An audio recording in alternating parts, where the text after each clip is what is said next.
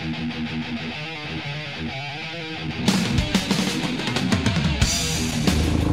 what's going on, everybody? I wanted to get out here and make a video quick to kind of follow up from my gear for new riders video and talk about something that's a very common question that we all see on different videos and in motorcycle forums and motorcycle pages, and that is, what type of motorcycle should I get for my first bike? You'll commonly see a couple different answers. Okay, you'll see people talk about Ninja 250s 300s, CBR 250 300s. And probably second most common, you'll see people talk about dual sports and supermotos. Oftentimes you'll see somebody recommend like an SV 650 or a Ninja 650, which is, you know, they both look like a super sport, but well, I'll get into them in a minute. They look like a super sport, but they're not. Let's start with what I'll always recommend, which is a dual sport or supermoto. One of the first things that I think makes it a great bike to start out on is almost everybody's ridden a mountain bike or a BMX where your hands are in this riding position and you're sitting up. The reason why that's great is you're familiar with that riding position. When you start out riding a motorcycle, you're pretty apt to feel fairly sketched out at first. You know, because you're moving fast and the whole thing feels pretty foreign if you've never done it before. That makes you a little sketchy, makes you, you know, apt to react weird if there's something in the road or somebody runs out in front of you, things like that. And being familiar with the riding position already is going to be a huge advantage and go miles towards eliminating that sketchiness. You might be asking yourself, why am I going so slow? And it's because I wanted to make this video on a road that looks pretty. I'll probably turn around and go the other way when I get to the end of it. So, like I said, that riding position, that's a big factor. It helps make you feel a little less sketchy, makes you a little safer on the bike. Also, the power band is very linear. There aren't any surprises in it. You might say, oh, well, you know, it's got a lot less power than a super sport. Well, yeah, it has a lot less power than a ZX6 or an R6, but that's a good thing for a new rider. And the linear power band is a good thing for a new rider. Those bikes, the R6 and the ZX6 and the like, their power band goes like this, which means at some point if you whack the throttle, it goes yank. And in a matter of a very short span of RPM, the power jumps up huge. And that can make the bike kind of try to rip itself out from under you. Makes the nose get light, which if you're trying to turn, could make the bike wash out from under you. It can be a bad scene. Around town, you're in the low RPM range. Throttle response and torque is going to make the bike more fun to ride. And that's something a dual sport or supermoto is going to have more of. Okay, so let's talk, and again, watch the videos for supermoto riders. Watch videos for guys who own supermotos and dual sports. Motonosity doesn't like his supermoto more than his R1. He likes them about the same. And that says a lot because he goes from a leader bike to a 250 supermoto, and he absolutely loves that supermoto. What does that tell you? The AK-47s, he has a ZX6 and a DRZ 400. His ZX6 collects dust. He never rides the thing unless he's going on the highway for a long trip or unless he's taking his girlfriend somewhere. What does that tell you? Armenian has an R1. That's like the king of the leader bikes. People love that bike. And he has a WR 450 supermoto. His R1 almost never leaves the garage. He rides that supermoto almost exclusively. What does that tell you? But enough about supermotos and dual sports. Let's talk about the Ninja 250, CBR 250, and the bikes like that. Well, there is something I do like about them. If you're going to be a super sport guy, it gets you used to the riding position. Again, the riding position isn't quite as cramped as a super sport, but it's similar. Wow, my head itches. Which means when you move to a 600 or a leader bike, you're going to be that much more familiar with the riding position, that much more comfortable, that much less likely to sketch out and wreck if some kind of shit goes wrong.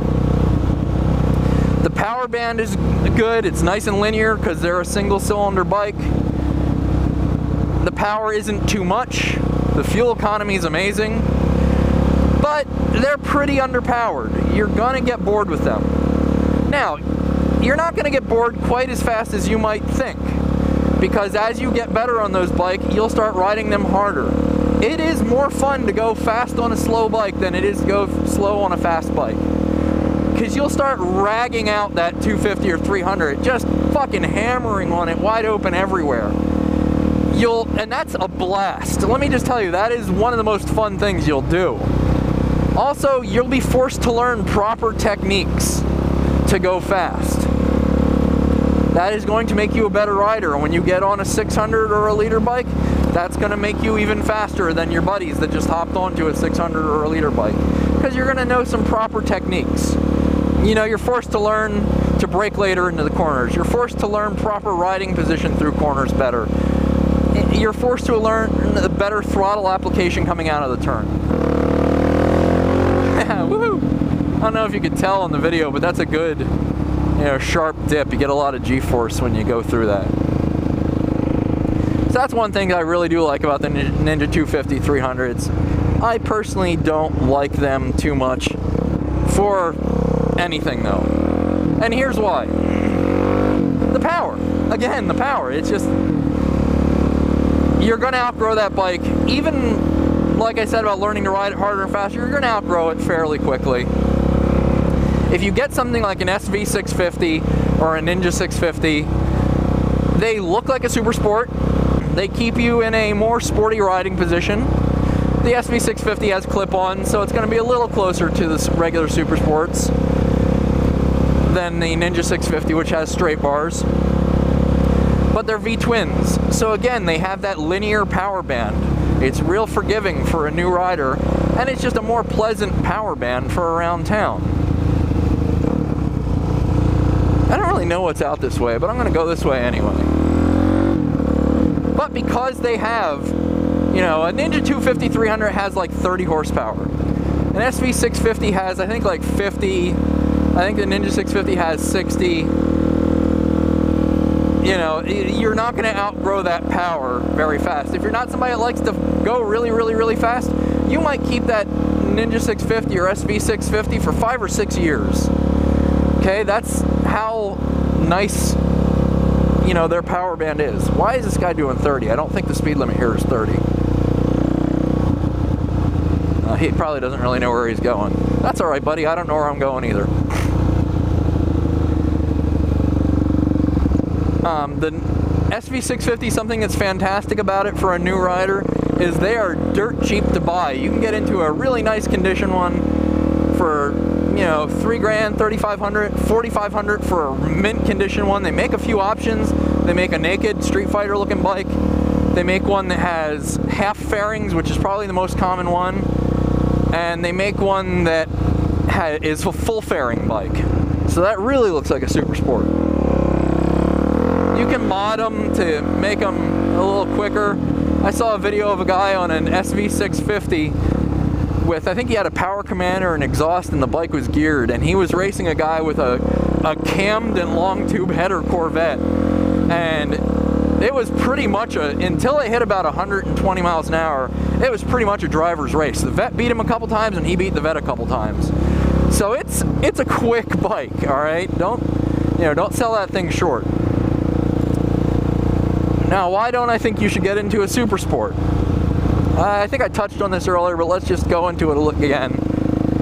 Again, the power band, it's like this. It has a good chance of trying to rip itself out from under you. The geometry of the bike is twitchy. They like to be tossed into a corner quickly and then held in approximately that position. They don't like to have the direction changed in the middle of a corner. And that's probably not the best way to word that, but it's, I don't know, you experienced riders will know what I'm talking about. Which I guess isn't very helpful to the guys I'm targeting this video at, but whatever. It's just, I don't know, take my advice, go for a dual sport or a supermoto, maybe an SV650, Ninja 650, or maybe a CBR 250 300. I would probably stay away from those bikes and go more for an SV650, something like that. Or, stick with the dual sport or supermoto. I think that's one of the best ways. It's, when you're new, you're apt to drop the bike, maybe wreck it. Dual sports supermotos don't generally break when you do that. But alright guys, I'm gonna go.